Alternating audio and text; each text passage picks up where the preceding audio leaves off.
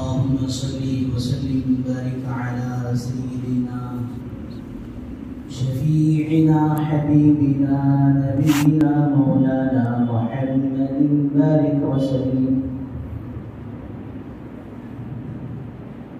الحمد لله نحمده ونستعينه ونستغفره ونؤمن به ونتوكل عليه ونعوذ بالله من شرور أنفسنا ومن سيئات أعمالنا. من يهده الله فلا مضل له ومن يضلله فلا هادي له. ونشهد أن لا إله إلا الله وحده لا شريك له. ونشهد أن سيدنا وسندنا مولانا محمدا عبده ورسوله. أما بعد فأعوذ بالله من الشيطان الرجيم. بسم الله الرحمن الرحيم. قل إن كنتم تحبون الله فاتبعوني يحببكم الله ويغفر لكم ذنوبكم والله غفور رحيم. رب اشرح لي صدري ويسر لي أمري واحلل عقدة من لساني يفقهوا قولي. اللهم صل على سيدنا محمد وعلى آل سيدنا محمد بارك وسلم في كلام أولنا.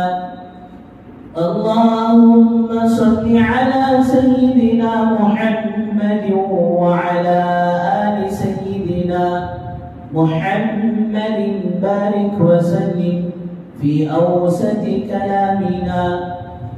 اللهم صل على سيدنا محمد وعلى آل سيدنا محمد بارك وسلم في آخر كلامنا. بزرگان محترم و معزز سامعین کرام، اللہ جل جلالہ وعمن والوں کا احسان کرم فضل ہوا کہ اللہ تبارک و تعالیٰ نے ہم سب کو اپنے گھر تک آنے کی توفیق نصیب فرمائی اور کچھ دین کی باتیں کہنے اور سننے کی توفیق و سعادت نصیب فرمائی. درود و سلام نازل ہوا آقا مدنی تاجدار مدینہ احمد مجتبی محمد مصطفیٰ وجہ کائنات محسن انسانیت محمد عربی صلی اللہ علیہ وسلم کے ذات عالی پر. بزرگ دوستو، گزشتہ چند جمعوں سے سرکار دو عالم صلی اللہ علیہ وسلم کی سیرت کے عنوان پر چند باتیں سامنے آتی رہی ہیں کہ حضور اکرم صلی اللہ علیہ وسلم کے امت پر کیا کیا حق ہیں، کیا کیا حقوق ہیں. اللہ کرے کہ اللہ پاک ہم سب کو صحیح معنوں میں حضور اکرم صلی اللہ علیہ وسلم کی سیرت کو، سنت کو، آپ کی زندگی کو سمجھنے کی، پڑھنے کی اور پھر اس پر بھرپور عمل کرنے کی اور پھر یہ پیغامات یہ اپنی استطاعت کے مطابق دوسروں تک پہنچاتے رہنے کی توفیق و سعادت نصیب فرمائے. بزرگوں دوستو، حضور اکرم صلی اللہ علیہ وسلم قیامت تک کے لیے اللہ تبارک و تعالیٰ نے آپ کو نبی بنا کر مبعوث فرمایا ہے. پچھلے بھی انبیاء علیہ السلام دنیا میں آتے رہے، لیکن ان کی نبوت، ان کی رسالت کسی علاقے کے ساتھ، کسی خاندان کے ساتھ محدود ہوتی تھی. جب نبی جاتے تو وہ علاقہ بھی ختم اور پھر وہ خاندان بھی ختم، لیکن حضور اکرم صلی اللہ علیہ وسلم قیامت تک کے لیے نبی، اللہ کا دین وہ قیامت تک کے لیے ہے، اور وہ بھی کامل اور مکمل ہے، اور حضور اکرم صلی اللہ علیہ وسلم کامل اور مکمل نبی ہے، اور آپ بھی قیامت تک کے لیے نبی ہیں۔ حجۃ الوداع کے موقع پر سورہ مائدہ کی وہ آیت نازل ہوئی، اليوم اکملت لکم دینکم واتممت علیکم نعمتی ورضیت لکم الاسلام دینا۔ ایک یہودی حضرت عمر رضی اللہ عنہ سے کہتا ہے کہ قرآن مجید میں ایک ایسی آیت ہے، اگر وہ ہماری کتاب میں نازل ہوتی تو ہم اسے عید کا دن بناتے۔ حضرت عمر رضی اللہ عنہ نے فرمایا، میں جانتا ہوں کہ وہ آیت کون سی ہے اور کس وقت نازل ہوئی اور کس جگہ میں نازل ہوئی۔ اس وقت تو ہم مسلمانوں کے لیے گویا دو عیدیں جمع تھی۔ تو حجۃ الوداع کے موقع پر اللہ کے نبی صلی اللہ علیہ وسلم پر یہ آیت نازل ہوئی، اليوم اکملت لکم دینکم، آج آپ پر یہ دین کامل اور مکمل کر دیا گیا۔ تو بزرگ دوستو، کامیابی بھی اسی میں ہے کہ ہم اللہ کے اس دین کو اپنائیں، حضور اکرم صلی اللہ علیہ وسلم کی سچی اور پکی پیروی کریں۔ اس لیے فرمایا سد الابواب، تمام دروازے بند ہو چکے ہیں، کوئی دروازہ کھلا ہوا نہیں ہے۔ اگر تم دنیا میں کامیابی چاہتے ہو، آخرت میں کامیابی چاہتے ہو، تو ایک ہی دروازہ کھلا ہے، وہ حضور اکرم صلی اللہ علیہ وسلم کا دروازہ کھلا ہے۔ سارے راستے بند ہیں، ایک ہی راستہ ہے کہ سرکار دو عالم صلی اللہ علیہ وسلم کے اس راستے پر چلو تو کامیابی و کامیابی کو پہنچو۔ سیدنا حضرت عمر فاروق رضی اللہ عنہ ایک مرتبہ ایک تورات کا پرچہ لے کر پڑھ رہے تھے، چھوٹا سا پیپر تھا، اس میں کچھ باتیں تورات کی لکھی ہوئی تھی۔ آپ صلی اللہ علیہ وسلم کی نگاہ اس پر پڑی تو آپ کے پیشانی کی رگیں پھولنے لگی، گویا غصے کا اظہار تھا۔ حضرت عمر نے دیکھ کر پوچھا، یا رسول اللہ کیا بات ہو گئی، کون سی مجھ سے خطا اور غلطی ہو گئی؟ آپ نے فرمایا، عمر تم تورات کے اس حصے کو پڑھ رہے ہو، عمر یاد رکھ لو اگر موسیٰ بھی اس وقت دنیا میں آ جائے، موسیٰ کون؟ کلیم اللہ، اللہ سے بات کرنے والے، وہ دور پر گئے ہیں اور اللہ سے جو ہے باتیں ہو رہی ہیں، لیکن ایسے کلیم اللہ بھی اگر دنیا میں اس وقت آ جائے، عمر موسیٰ کو بھی میری پیروی کرے بغیر اور میری اطاعت کرے بغیر، میری اتباع کرے بغیر، مجھے فالو کیے بغیر کامیابی موسیٰ کو بھی نہیں مل سکتی۔ موسیٰ پر تو تورات نازل ہوئی، موسیٰ تو اللہ کے کلیم تھے، بات کرنے والے تھے، تو ان کو کامیابی نہیں مل سکتی۔ تو دوستو، میں اور آپ اگر سرکار دو عالم صلی اللہ علیہ وسلم کی شریعت کو چھوڑ کر، سنت کو چھوڑ کر، آپ کی اتباع کو چھوڑ کر ایسے کامیاب ہو سکتے ہیں؟ اس لیے فرمایا کہ جو ایک دین کو اپنا کر زندگی گزارو، ورنہ اس دھوکے کی مختصر سی زندگی کے پیچھے پڑ کر اگر ہم نے دین سے ہاتھ دھو لیا، دین سے منہ پھیر لیا، تو فرمایا دنیا میں بھی مسائل، پریشانیاں، مصیبتیں، تنگستیاں، تنگیاں اور موٹی بات میں بولے تو درندگیاں دنیا میں، اور پھر آخرت کی ہمیشہ کی ناکامیابی۔ تموتون کما تعیشون، آپ نے فرمایا جیسے زندگی گزارو گے ویسے مرو گے۔ اس لیے بزرگ دوستو، اپنے اندر حضور اکرم صلی اللہ علیہ وسلم کے حقوق بیان ہو رہے تھے پچھلے جمعات میں کہ آپ کا یہ بھی حق ہے کہ آپ کی اتباع کی جائے۔ اب وہ اتباع ہماری زندگی میں آئے تو اس کے لیے ماحول بنایا جائے۔ شاید کہتا ہے دل میں سما گئی ہیں قیامت کی شوقیاں، دل میں سما گئی ہے قیامت کے شوقیاں 2-4 دن جو ان کی صحبت میں رہے. کیا مطلب؟ شاید کہتا ہے میں نے کسی اللہ والے کی صحبت کو اختیار کر لی, کسی اللہ والے کے ساتھ اٹھنا اور بیٹھنا میں نے پسند کر لیا, اختیار کر لیا, ان کی صحبت میں چلا گیا, جس کا اثر یہ ہوا کہ اب ماشاءاللہ دل میں قیامت کی شوقیاں ابلنے لگی ہیں, بھرنے لگی ہیں. اللہ معاف فرمائے. مومن تو دوستو وہی ہوتا ہے کہ جس کے دل میں, دماغ میں, جس کی زندگی میں, جس کے دن میں, جس کے رات میں, جس کی خوشی میں, جس کے غم میں, اور جس کی کاروبار میں, جس کی شادی بیاہ میں, جس کی موت میں حضور اکرم صلی اللہ علیہ وسلم کی اتباع ہو. ایک اللہ کے ولی انتقال ہو رہا ہے.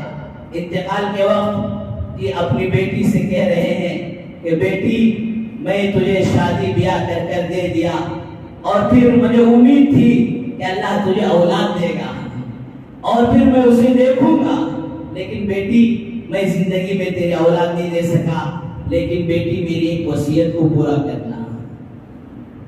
آج ہمارے بھی خیالات ہوتے ہیں کہ اولادیں ہو, میرے آنکھوں کے سامنے میرا بیٹا جو ہے میرا وارثدار ہو کر نظر آ جائے, انہیں وارثدار ہوتا کہ اور باپ دینے سے پہلے ہی قبضہ کرنے کی فکر میں پڑ جاتا کہ بات الگ ہے. لیکن اللہ والوں کی زندگیاں دیکھو, اس حدیث کی مصداق تھی, جیسے زندگی گزارو گے ویسے مرو گے.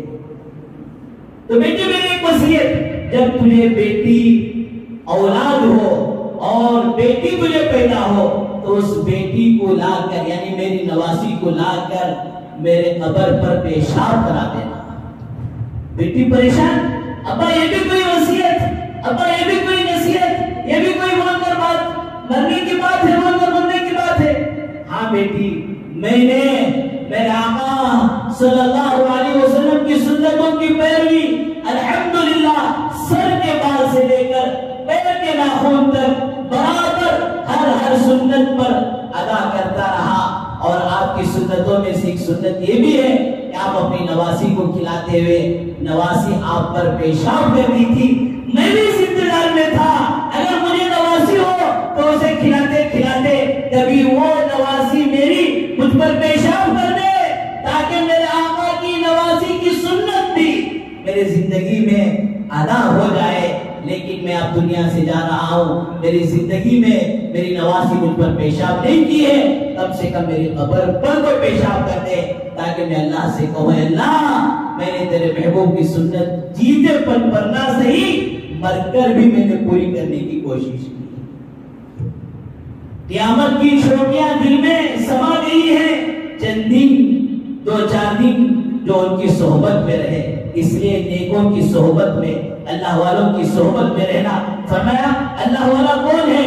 جسے دیکھ کر اللہ یاد آئے, جس کی باتوں سے علم میں, حکمت میں اضافہ ہو جائے, اور جس کی باتوں سے قبر کی یاد آ جائے, جس کی باتوں سے آخرت کی یاد آ جائے, جس کی مجلس میں بیٹھ کر جنت اور جہنم یاد آ جائے. دوستو حقیقت بھی یہی ہے کہ اللہ نے جو کچھ ہمیں دیا ہے اس مال کے ذریعے سے, اس صلاحیت کے ذریعے سے, اس جوانی کے ذریعے سے, اس زندگی کے ذریعے سے ہم اپنی آخرت کو بنا لیں اور سنوار لیں.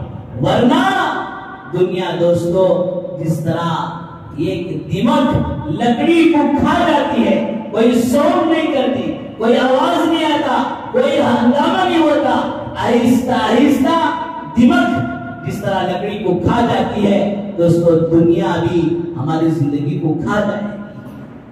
پھر وہ نہیں ہوگا جیسے زندگی گزارو گے ویسا مرو گے. ایک آدمی کا ایک جگہ انتقال ہو رہا ہے, بچے گھیر لیے, سکرات کا وقت ہے, اور کبھی ہوش آ رہا ہے, کبھی ہوش جا رہا ہے. جب ہوش آیا تو دیکھ رہا کہ بیٹا یہی کھڑا ہے, 4 بیٹے تھے.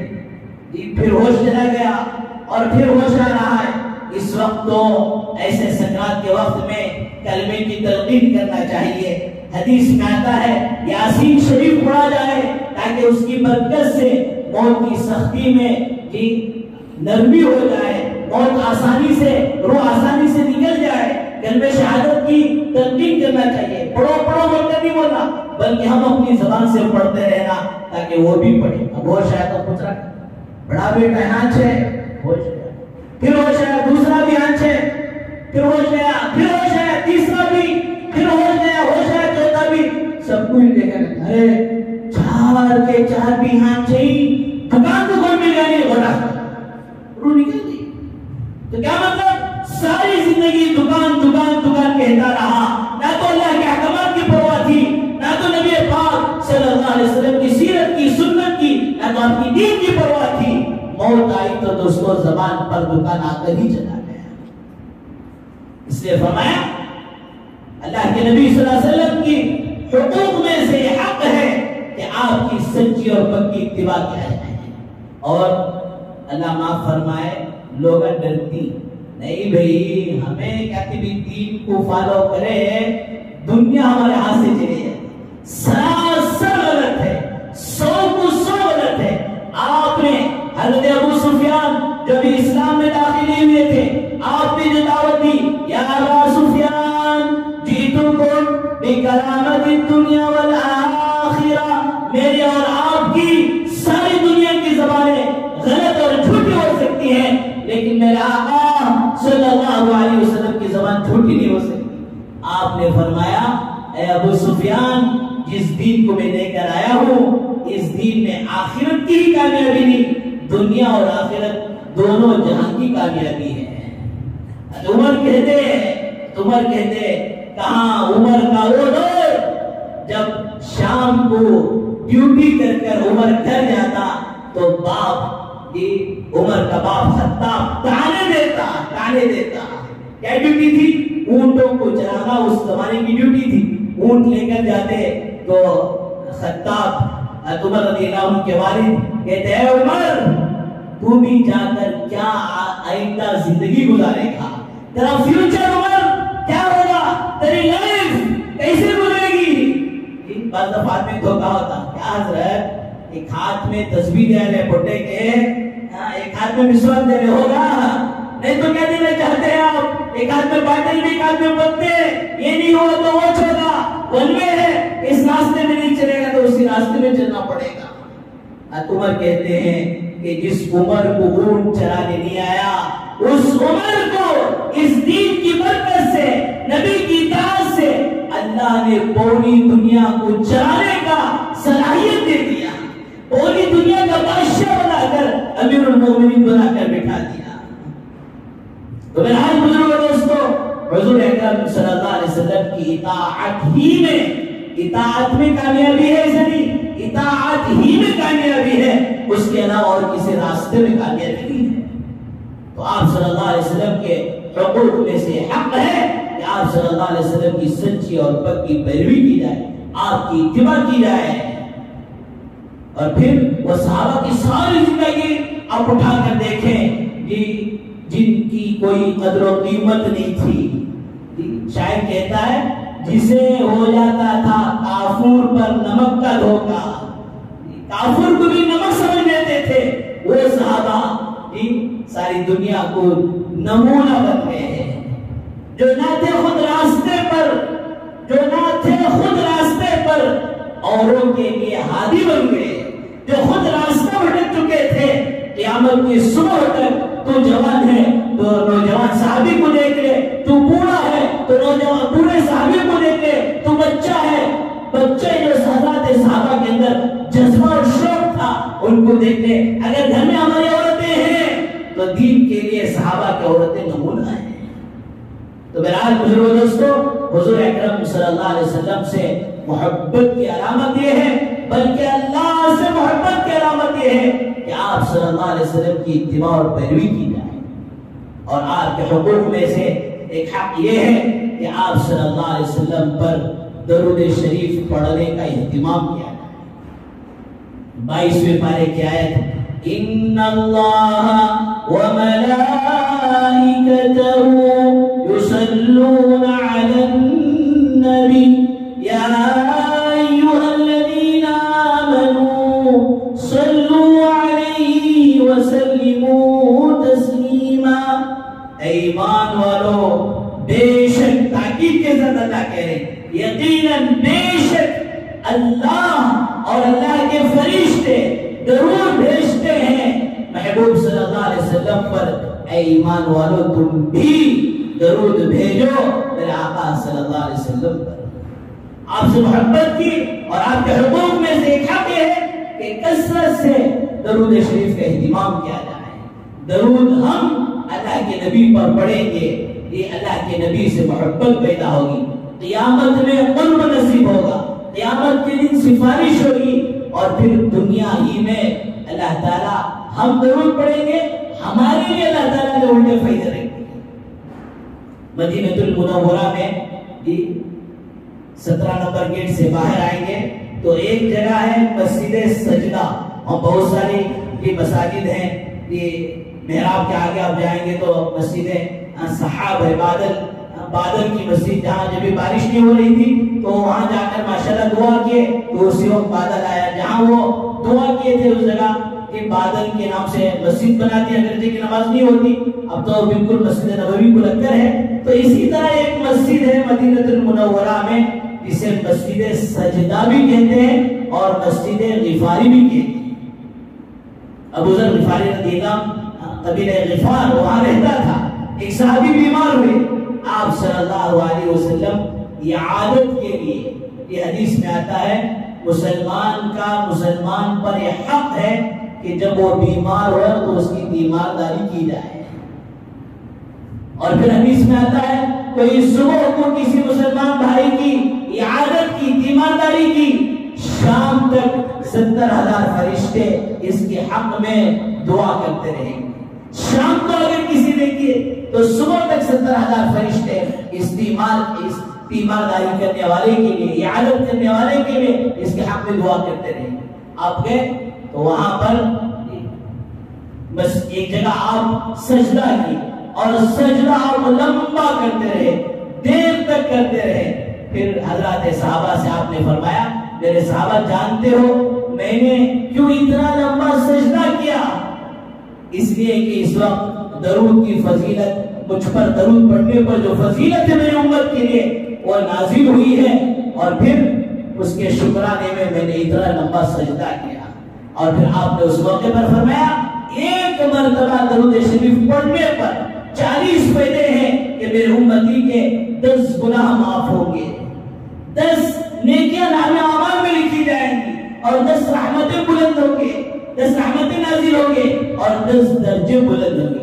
ایک مرتبہ درود پڑھنا ہے اور اس پر دوستو اللہ کی طرف سے 40 فائدے ہمیں ملنے والے ہیں. اور پھر بہت سارے موقع پر بہت ساری مختلف درود شریف ہیں. اگر روزی کے اندر پریشانی ہے اللہم صلی علی محمد عبدک و رسولک وصلی علی المؤمنین والمؤمنات والمسلمین والمسلمات, اس درود شریف کا اہتمام کرو, اللہ رزق کی تنگیوں کو دور کریں گے کمائیوں میں, اور پھر بزنس میں برکتیں دیں گے. جمعہ کے دن ایک درود ہے کہ عصر کی نماز کے بعد بیٹھ کر 80 دفعہ پڑھ لے تو 80 سال کے گناہ معاف ہوں گے, اور پھر 80 سال کے نام اعمال دوستو ہمارے نام اعمال میں لکھے جائیں گے, 80 سال کی نیکیاں لکھی جائیں. اور پھر سب سے بڑا فائدہ یہ ہے کہ کل قیامت کے دن حضور اکرم صلی اللہ علیہ وسلم کا قرب نصیب ہوگا. ایک بزرگ یہ ابھی حال میں اسی زمانے کے یعنی 100 سال پہلے کی بات ہے, اسی زمانے کے ایک بزرگ ایسے گزرے ہیں کہ روزانہ ان کا معمول 25,000 مرتبہ درود شریف پڑھنے کا. ویسا کہ تو اور کیا بھی کرتے تھے نہیں حضرت, ایسا نہیں, ان کے ساتھ ذمہ داریاں لگی تھی, کبھی جو ہے بیانوں میں جاتے اور کبھی فلاں کام میں جاتے, دینی تقاضوں میں جاتے. یہ سب کچھ کرنے کے باوجود روزانہ 25,000 مرتبہ درود شریف پڑھنے کی عادت تھی. اور اللہ معاف فرمائے دوستو, میلاد کا جلسہ کہیں ہو جائے آپ مجھے برا نہ سمجھے, حقیقت بیان کر رہا ہوں. آج مسلمان کی حال اتنی خراب ہو گئی, دیر چل رہی ہے تو مجمع ہے, دیر نہیں چل رہا تو وہاں مجمع نہیں ہے. مطلب یہ ہے کہ میلاد میں اللہ کے نبی کی محبت کے جلسے میں نہیں آیا بلکہ دیر کی محبت میں آیا. اللہ ہم سب کی حفاظت فرمائے. وہ نبی, اس نبی کی تاج, کسی کا آستہ اتنا اونچا, شاعر کہتا ہے کسی کا آستہ, کسی کا دربار اتنا اونچا کہ وہاں جا کر سر جھکا کر بھی سر اونچا ہی رہے گا. کسی کا آستہ اتنا اونچا کہ وہاں جا کر سر جھکانے والوں کا سر بھی اونچا ہی رہے گا. ایسے نبی کی اطاعت، اور آج مسلمان دین کے ساتھ کھانے کے ساتھ ملاتے ہیں. اللہ ہم سب کی پوری امت کی حفاظت فرمائے. تو کل قیامت کے دن قرب نصیب ہونے کا ذریعہ دوستو درود شریف ہے. مدرسے میں یہ بچے سبق نہیں سناتے ہیں تو پنشمنٹ کے طور پر کھانا بند کر دیتے ہیں. جب تو سبق سنائے گا تب تیرا جو کھانا کھول دیا جائے. اس کا مطلب یہ نہیں کہ کھانا نہیں ہے، کھانا ہے پنشمنٹ کے طور پر. جس طرح اللہ کے خزانے میں کوئی کمی نہیں ہے، نہ تو مدد کی، نہ تو نصرت کی، نہ تو فتح کی، لیکن حالات کیوں ہیں؟ اس لیے کہ دوستو ہم نے اللہ کے پاس جو اپنے اسباب جو یعنی اپنے اعمال جو دیکھنا تھا ہم نے اسے چھوڑ دیا، تو پھر اللہ کی طرف سے دوستو یہ پنشمنٹ چل رہا ہے. اس طرح روایتوں میں آتا ہے اللہ کے نبی صلی اللہ علیہ وسلم معراج کے موقع پر دیکھے کوئی چیز زمین سے آسمانوں کی طرف جا رہی ہے اور کوئی چیز آسمانوں سے زمین کی طرف آ رہی ہے. آپ نے پوچھا جبرائیل یہ کیا ہے؟ کہا یا رسول اللہ آپ کی امت کے اعمال جیسے اعمال اوپر جائیں گے ویسے اللہ کی طرف سے فیصلے اتریں گے. آج دوستو ہم اپنی زندگیوں کو ٹٹولیں، ہم اپنی زندگیوں کا جائزہ لیں، ٹیسٹ لیں، امتحان لیں. آج ہمارے اخلاق کہاں تک گر گئے، آج ہمارے اعمال کہاں تک گر گئے. اللہ معاف فرمائے کہ بولتے بولتے داڑھی کے بال سفید ہونے لگے، لیکن جمعہ میں جو مجمع ہے وہ مجمع پھر اصل میں غائب رہتا ہے. کہاں سے اللہ کی نصرت آئے، کہاں سے اللہ کی مدد آئے؟ بہرحال تو ایک طالب علم سبق نہیں سنایا تو اس کا کھانا استاد بند کر دیا. وہ استاد بھی بڑے پہنچے ہوئے تھے، اللہ والے تھے. خواب میں اللہ کے نبی صلی اللہ علیہ وسلم آئے، رات کا حصہ تھا، یہ سوئے ہیں تو آ کر کہہ رہے ہیں کہ بھائی اٹھو، وہ طالب علم کو کھانا کھلا دو. اس لیے کہ وہ طالب علم مدرسے میں پڑھتے ہوئے حفظ کرتے ہوئے روزانہ مجھ پر پابندی سے 100 مرتبہ درود شریف پڑھتا ہے. وہ میرا محبوب طالب علم ہے، اس کا کھانا بند مت کرو، اسے کھانا کھلا دو. استاد جلدی جلدی پریشانی کے عالم میں اٹھے اور پھر اس بچے کو کھانا کھلا دیا. دوستو دنیا میں رہتے ہوئے اگر اللہ کے نبی صلی اللہ علیہ وسلم سفارش کریں، اگر ہم درود شریف کا اہتمام کریں گے تو دوستو پھر اللہ کے نبی صلی اللہ علیہ وسلم کل قیامت کے دن کیوں جو ہے سفارش نہیں کریں؟ کم سے کم صبح میں 100 مرتبہ، شام میں 100 مرتبہ عادت اس کی بنا لیں. یہ درود کا پڑھنا اللہ کے نبی سے محبت کا ذریعہ اور سبب بنے گا، اور کل قیامت کے دن قرب کا ذریعہ اور سبب بنے گا، اور کل قیامت کے دن اللہ کے نبی کے ہاتھوں سفارش کا ذریعہ اور سبب بنے گا. اللہ تعالیٰ سے دعا کریں کہ اللہ تعالیٰ ہم سب کو صحیح معنوں میں حضور اکرم صلی اللہ علیہ وسلم کی سیرت کو اور آپ کے حقوق ہم پر جو ہیں ان حقوق کو ادا کرنے کے اللہ تعالیٰ ہم سب کو توفیق و سعادت نصیب فرمائے. کثرت سے بالخصوص جمعہ کے دن کثرت سے درود شریف کا اہتمام کرنے کی توفیق و سعادت نصیب فرمائے. آخر میں ایک اعلان ہے، ماشاءاللہ آپ سبھی حضرات کا میں بہت ہی زیادہ ممنون و مشکور ہوں. جب سے ماشاءاللہ بچے حفظ یہاں ختم کرتے ہوئے آئے، 30 کو 7 بچے اب تک ماشاءاللہ ہو گئے. 30 پر 8 اور 30 کو 9 نمبر کے 2 طلبہ حافظ انعام الحسن اور حافظ محمد مصعب انشاءاللہ آئندہ جمعہ اپنے حفظ کی تکمیل کی سعادت حاصل کریں گے. حسب معمول آپ حضرات سے درخواست ہے کہ آئندہ جمعہ 5-10 منٹ زیادہ وقت لے کر آئیں. 5 منٹ چاہے تو پہلے بیان ختم کر لیں گے اور جمعہ کی نماز کے بعد آپ حضرات اطمینان سے بیٹھ کر ان طلبہ کی ہمت افزائی کریں اور قرآن مجید کے اختتام پر اللہ تبارک و تعالیٰ دعا کرتے ہیں. اس دعا میں ہم سب شریک ہونے کے اللہ تعالیٰ توفیق و سعادت نصیب فرمائے. وآخر دعوانا الحمدللہ رب العالمین. جو حضرات سنت کے پڑھیں